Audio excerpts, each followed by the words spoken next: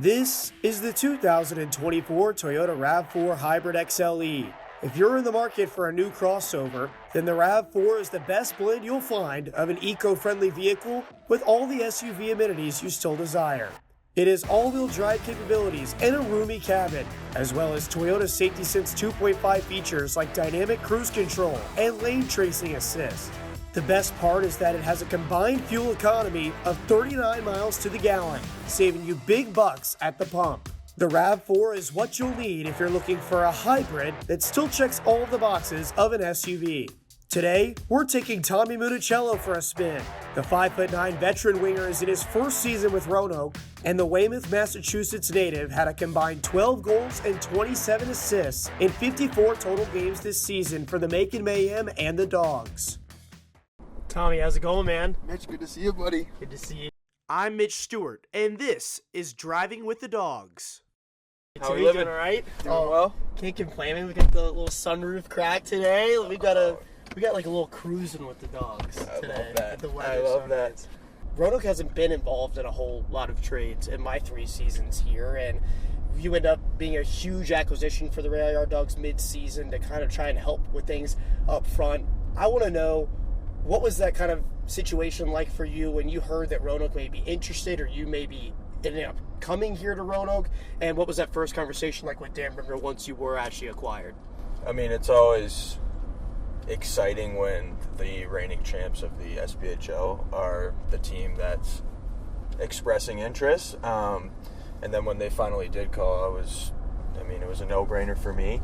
Coming from a place like Macon, no knock on them, it was just a tough situation over there. I mean, I got to develop a lot as a player there, which I was happy with, but at the end of the day, winning is something that's very important, and that's what we're here to do, and Roanoke is the spot to do that, so I'm super excited, super happy to be here for sure.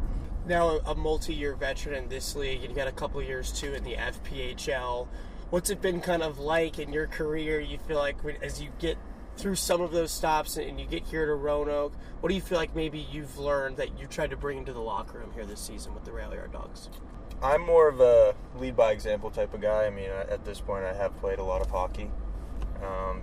I wouldn't say I'm the most vocal person in the room, but like I said, I like to walk the walk more than I talk the talk. I think it's easy to talk the talk sometimes, but I think the easiest way to show people what you're all about and what your game's all about is to do it.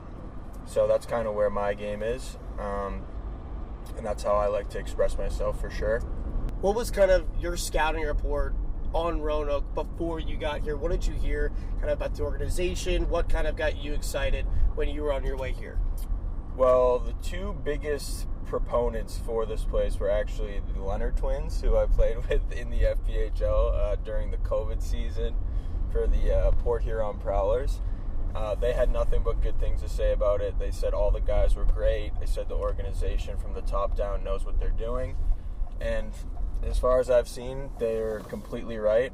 I mean, unfortunately, they're not here right now on the team with the Dogs, but, I mean, their word was great. Billy Roach has also been here for a small part of the season. We did a lot of training this summer. He's a mass kid himself, so... and I've played against countless guys. All of the vets on this team, I've played against Jansen, I've played against Stubbs, really, really good players, played against Nens, all of them. So to be on the same side as them is definitely a relief.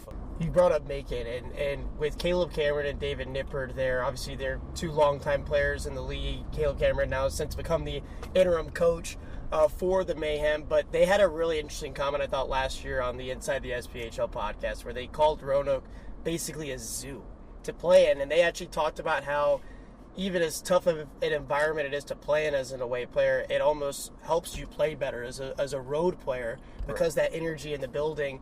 I just want to kind of hear it from your point of view, because you have a very unique perspective now. You've been on both sides of it. For sure. What is it kind of like to play in front of this fan base, both on the opposition end and now as a part of the Rail Yard Dogs? Right. So obviously it's a little bit different playing on both sides, but I do like that point of view that they're saying that it is helpful, because, I mean, once again, no knock, but coming from a place like Macon, you're not necessarily getting the full capacity 6,000, 7,000, maybe 8,000 on a good night. It does bring that juice. That's what you grow up. That's the dream. Like playing in front of that many people, regardless of which side you're on, the home or away. Obviously, you'd rather be on the home side, but it does. It makes it that much more real. And I mean, as far as being on the other side, I mean, yeah, you're getting heckled. You're getting heckled a lot. Like if you're in the penalty box, you're hearing it. When you're on the bench, they're shaking the glass the entire time while the coach is speaking, so you can't really hear anything that your coach is saying. Which, I mean, it's fun. I mean, as long as you look at it that way, I mean, it could be really easy to throw you off your game. But I think if you really just embrace it, it's great. And then obviously being on the home side of things, it's when that place erupts when someone scores, or at the end of the game when you're saluting the crowd, it's a lot. It means a lot. That's like I said, that's what you grow up dreaming of doing, for sure. I know that you had gone to Babson College. You ended up being the captain there your senior season. What was that experience like for you, both on the ice and also off the ice at Babson? I loved playing at school. Our team culture there under head coach Jamie Rice was very similar to here, and truthfully I haven't had an experience like that until I came to a place like this in about 5 years, which is kind of crazy. I'm really excited for this question. Yes. You're 2.5 years in the SPHL playing against Roanoke. Who is either the most frustrating or most irritating rail yard dog that you had to play against? And it could be a current teammate. It doesn't have to be someone from the past. For sure. I definitely know who it is. I mean, the worst to play against was definitely Travis Armstrong, because he's a 6'7" bully out there, and he was just one of the most angry hockey players I've ever seen out there.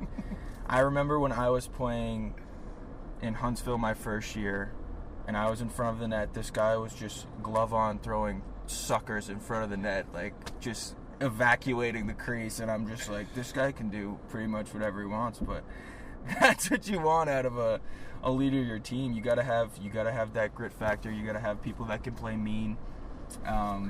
So I do remember that he was a pain to play against.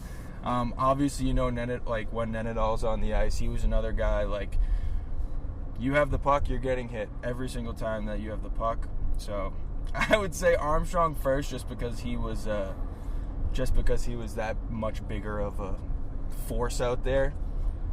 And then you always know when Nens is on the ice for sure too. So I know it may have changed kind of since you've been here, but who are you currently living with at this stage in the season, and what's it kind of like? What do you guys like to do when you're not at the rink? I live with Matt O'Day right now, and his girlfriend Liz, and their dog Lady, and it's been a great experience. They've been honestly awesome to me. They both took me out for my birthday without even me asking, tried to give them money. He said, absolutely not. You're a part of this house here. So that's the kind of guy that Matt O'Day is, and that's what you're looking for out of one of your leaders.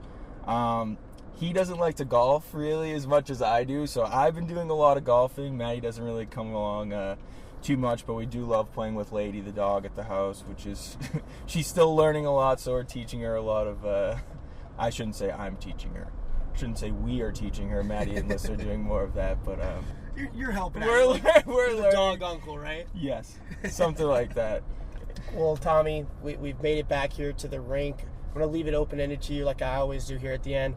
So anything you'd like to say, whether it's for fans, whether it's friends and family, anyone you want to give a shout-out to, just, how would you like to leave it off? First of all, thank you, Mitch, for having me in here. This has been super fun. All I really want to say, obviously thank you to everyone that's helped me throughout my entire pro career, but I'm just super excited for playoffs here coming up. Not to skip past the games this weekend, but that's where my mind's at, and we're going to do something special here for sure with the Dawgs. I'm excited for it.